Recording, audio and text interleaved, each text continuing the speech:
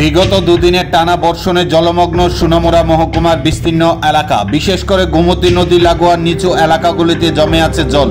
এদিকে নদীর জল বইছে বিপদ সীমার উপর দিয়ে।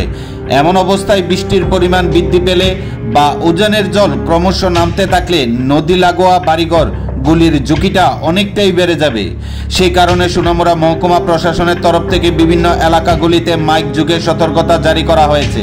যে কোনো পরিস্থিতিতে মোকাবেলা করার জন্য বিপর্যয় মোকাবিলা টিমকেও মহকুমা প্রশাসনের তরফ থেকে প্রস্তুত রাখা হয়েছে। চাওয়া হয়েছে এনডিআরএফ টিমও।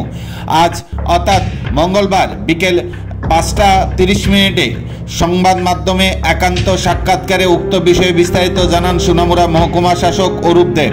বিশেষ করে মহকুমার তেলকাজলা এলাকায় নিচু এলাকাগুলিতে জমে আছে জল, যেখানে মহকুমার দুর্যোগ মোকাবেলা টিমের সদস্যরা গিয়ে এক বৃদ্ধ দাম্পত্য সহ তাদের গবাদি পশুগুলিকে নিরাপদ আশ্রয় নিয়ে আসে। তবে সার্বিক পরিস্থিতি উপর নজর রাখছে মহকুমা প্রশাসন, এমনটাই জানান মহকুমা শাসক।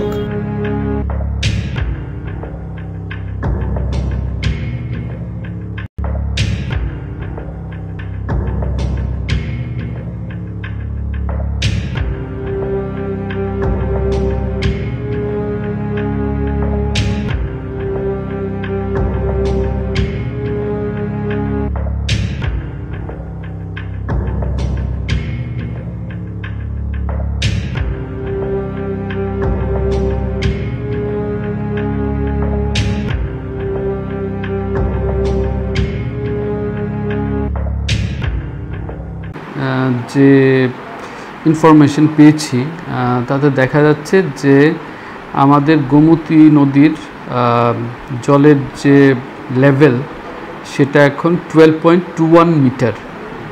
3টার সময় নেওয়া যে তথ্যটি, তো ফ্লাড লেভেল হচ্ছে আমাদের 12 মিটার। তো সেদিক থেকে দেখতে গেলে 0.21 মানে বেশি আছে, আর ক্রিটিক্যাল লেভেল হচ্ছে 13।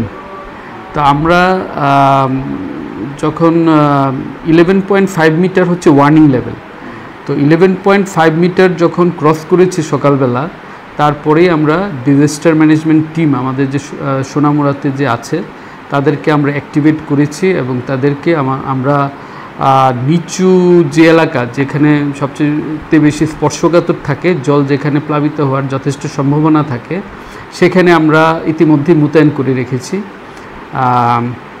তারা কিছু কাছের বাড়িঘরে কিছুটা জল যে ঢুকেছে ইতিমধ্যে, তাদেরকে সরিয়ে এনে নিরাপদ স্থানে তাদেরকে স্থানান্তরিত করেছেন এইসব দু একটা পরিবার। অ্যাকচুয়ালি তাদের বাড়ি একদমই নদীর সঙ্গেই, তাই তাদেরকে নিরাপদ স্থানে স্থানান্তরিত করেছে। ইতিমধ্যে আমরা ইন অ্যাডভান্স আমরা 11 ব্যাটালিয়ন টিএসআর কমান্ড্যান্ট 11 ব্যাটালিয়ন টিএসআরের কাছে আমরা রিকুইজিশন পাঠিয়েছি তারা যেন এসডিআরএফ টিম আমাদের এখানে মোতায়েন করে। তো আমি লেটেস্ট যে খবর আমরা পেয়েছি তারা ইতিমধ্যে রওনা হয়ে গেছে এবং ইন অ্যাডভান্স তারা চলে এসছে। যদি ওইরকম কিছু অভূতপূর্ব স্কোপ যদি সৃষ্টি হয় তাহলে আমরা সেইভাবে সেই দিকে দৃষ্টি রেখেই তাদেরকে আমরা কাজে লাগাবো। তা সব ধরনের ব্যবস্থাই আমরা ইন অ্যাডভান্স নিয়েছি। পুলিশ প্রশাসনের সঙ্গেও আমরা প্রতিনিয়ত যোগাযোগ রাখছি, বাদ বাকি ওয়াটার রিসোর্স ডিপার্টমেন্টের সঙ্গেও আমরা প্রতিনিয়ত যোগাযোগ রাখছি। তো আশা করছি বিপর্যয় মোকাবেলা আমরা সঠিকভাবেই আমরা নেব এবং ডিস্ট্রিক্ট ম্যাজিস্ট্রেট কালেক্টরও আমাদের থেকে বারবারই আগাম সমস্ত সতর্কীকরণ তারা করছে তাদের অফিস থেকে এবং তারাও খবর নিচ্ছে।